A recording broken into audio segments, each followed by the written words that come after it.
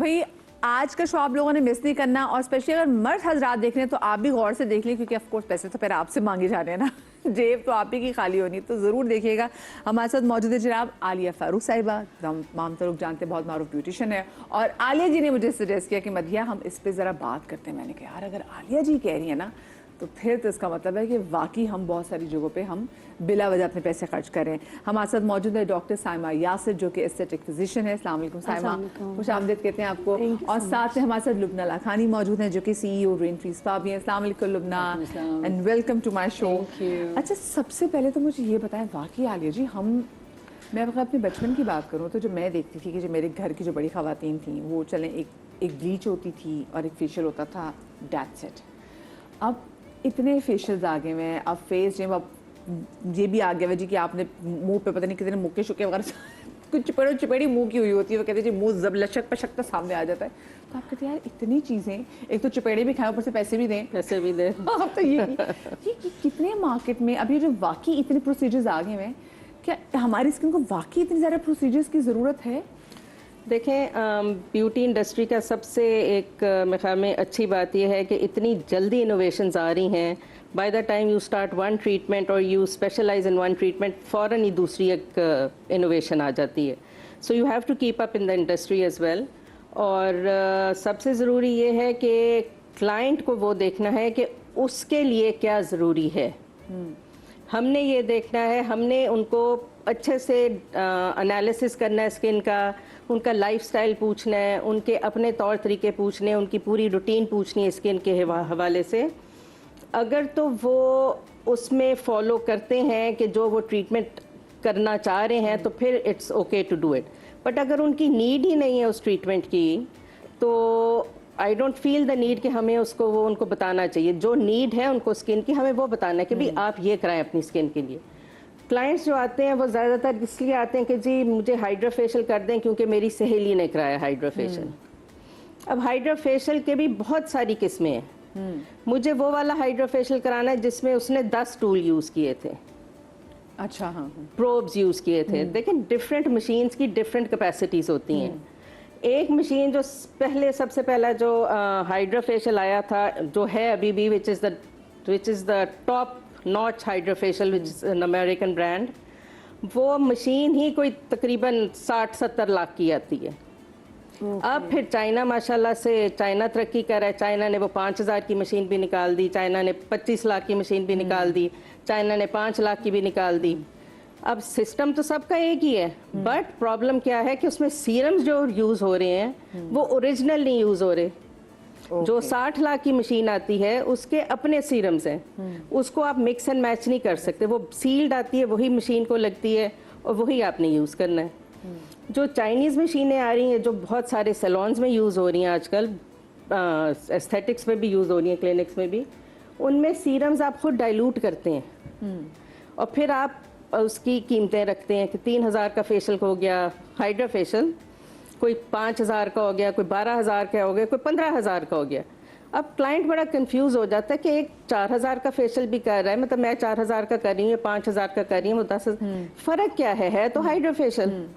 But the problem here is कि आप serums proper use नहीं कर रहे। जो मैं 3000 वाला हो सकता है यूज़ कर रही हूँ, मैं सीरम यूज़ ही ना कर रही हूँ क्योंकि वो कॉस्ट ही पूरी नहीं होती। सही, सलाइन वाटर डाल दिया, पानी डाल दिया, फेशियल कर दिया। सबसे पहले बहुत सारे सैलून ओनर्स जो हैं वो ब्लीच करवा देते हैं। अब जब आपने ब्लीच करा ली तो आप तो वैसे ही चमक गए, फिर उसके बाद आप पानी फेरें, सलाइन वाटर फेरें, आपका चमकेंगी ना आप।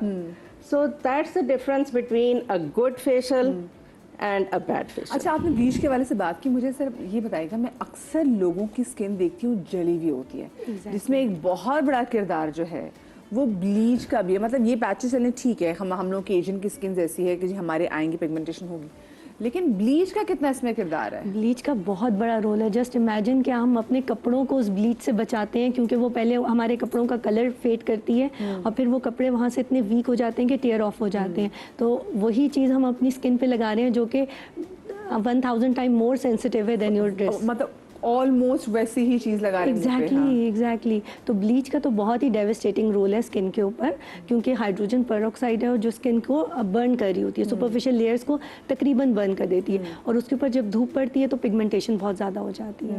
क्योंकि मैं अक्सर लोगों को देखती हूँ, कहते हैं हमारे बाल ना गोल्डन हो जाए, गोल्डन बाल down। कर लेना, हाँ। तो वो मुझे बताएं कि उसका कोई खास होना चाहिए, कि टेम्परेचर होना चाहिए, या फिर ब्लीच आप सजेस्ट करती हैं? ब्लीच तो बनती है आपकी 10 वॉल्यूम में।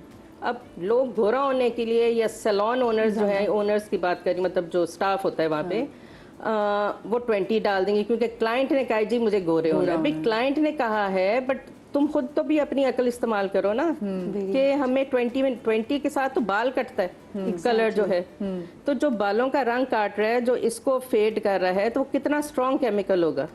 ये तो हमारे यहाँ पे ब्लीच का कॉन्सेप्ट है, क्योंकि हम पहले ही बड़े ब्लीच से होते हुए ना, बट बाहर आप जाके अगर ब्लीच मांगे हैं तो they don't know what bleach is.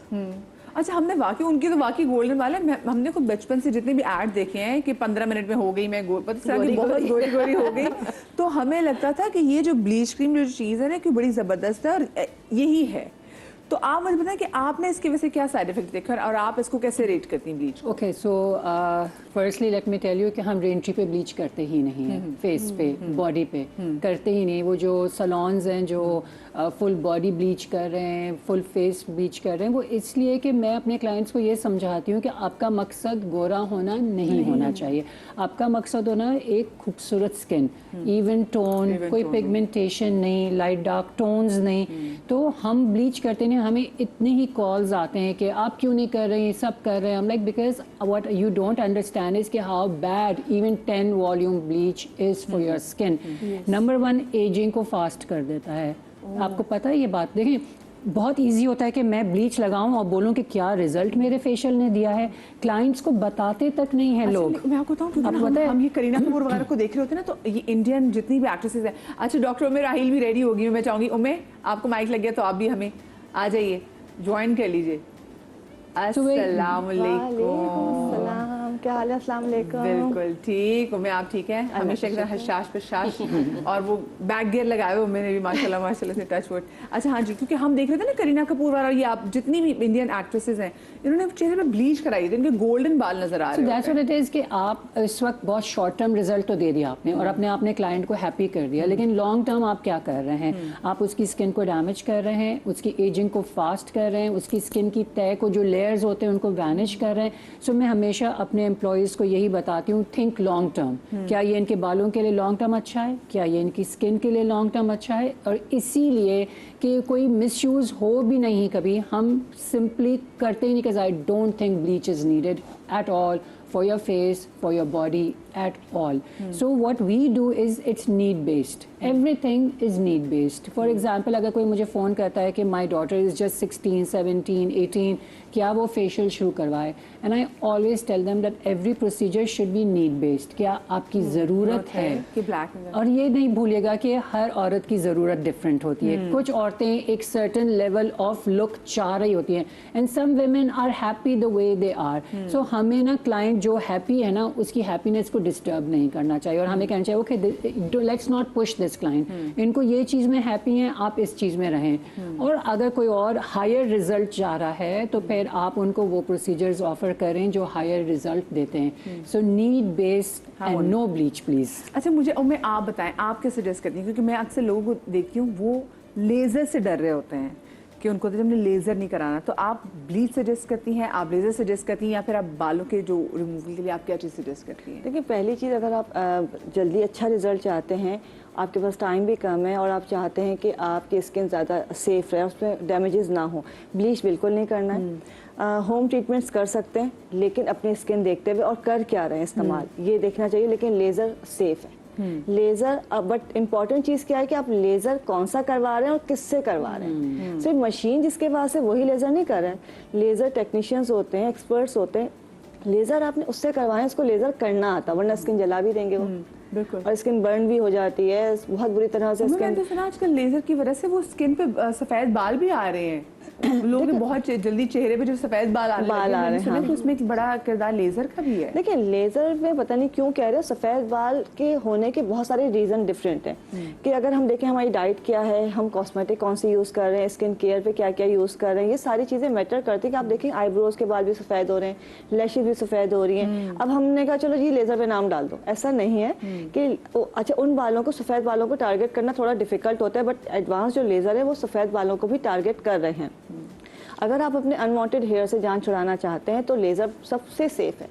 बाकी जो चीज़ें उसके साथ, लाइक अगर मेरे पास कोई आ रहा है तो ट्रीटमेंट्स करवा रहे हैं, डॉक्टर्स मौजूद है, लेकिन साथ साथ मैं होम ट्रीटमेंट या उनको रूटीन केयर लाजमी बताती हूँ, जिसकी वजह से जो है वो आपका जो बाल है वो बहुत जल्दी ख़त्म हो जाता है, आपकी स्किन डैमेज नहीं होती है। सही। अच्छा आप बताएं, यहाँ पे बात हुई आली जी लेज़र की, हमें वाकई नहीं पता जो लेज़र कराने वाले होते हैं हमसे भी देख रहे होते हैं कि अच्छा जी किसके पास कम पैसों में फेस का लेज़र मौजूद है। हम पैसे देख रहे होते हैं, हम ये नहीं देख रहे होते कि अच्छा जी कि हमें कौन सा हमारी स्किन के लिए ज़्यादा बेहतर है। और कहीं के तो मैं लोगों को देखती हूँ, लोग कहते हैं जी कि इसकी इंटेंसिटी इतनी हाई कर दो कि बस बाल मेरे एक बार सड़ जाए। वो ये नहीं देखते स्किन सड़ गई है तो कौन सा और जो स्किन जलती है लेज़र के साथ वो तो फिर अनरिपेयरेबल है, उसका तो हल ही कोई नहीं है। और दूसरा ये कि देखें एक फेशियल जो लेज़र है वो लेज़र हेयर रिमूवल नहीं है, it's a hair reduction session. It doesn't remove your hair completely, it's a reduction करता है, वो रिड्यूस करता है आपकी हेयर ग्रोथ को। हमारे मिसकंसेप्शंस हैं बहुत सारी चीज़ों में।